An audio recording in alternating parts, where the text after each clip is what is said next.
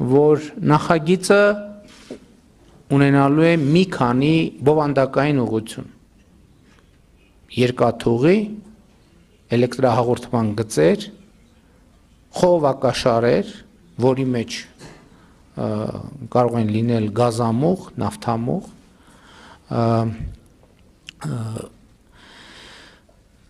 մալուխներ, իհարկե նաև տրանսպորտային այլ հաղորդակցություններ ճանապարհների մասին կլինի խոսքը։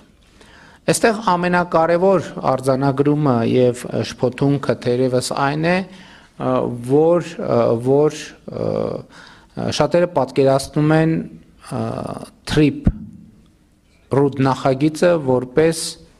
մի շերտ, մի տարածքում տեղի ունեցող կամ իրականացվող նախագիծ։ Իրականում իհարկե դա սկզբունքորեն նման բան բացառող հանգամանք էլ չկա, բայց գործնականում դա հնարավոր չի լինի իրականացնել։ Օրինակ երկաթուղու պարագայում, երբ որ մենք խոսում ենք երթուղիների մասին, երկաթուղու պարագայում վստահաբար կարելի է ասել, թե որտեղով է անցնելու երկաթուղին, դա մեր հարավային երկաթուղին է,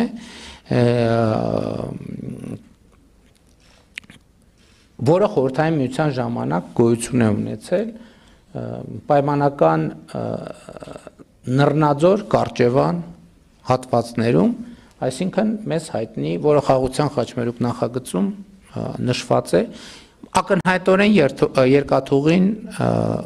լինելու է այդտեղ, կառուցվելու է, վերականգնվելու է այդտեղ, ինչու ակնհայտորեն, որովհետև նախ այլտեղ գործնականում հնարավոր չէ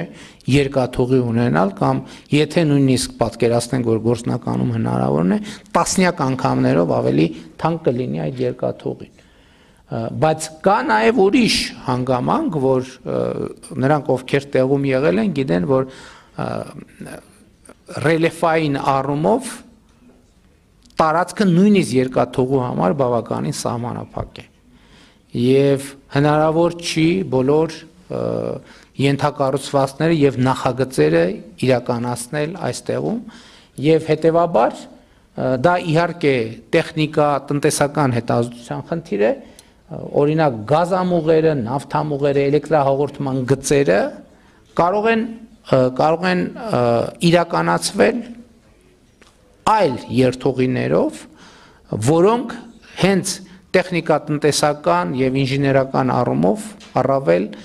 արդյունավետ եւ նպաստավոր կգտնվել։ Այլ տեղեր ասելով նկատի ունեմ Հայաստանի Հանրապետության ցանկացած այլ տարածքով։ Սա մի կարևոր նրբություն է, որի մասին ուզում էի անպայման ընդգծել։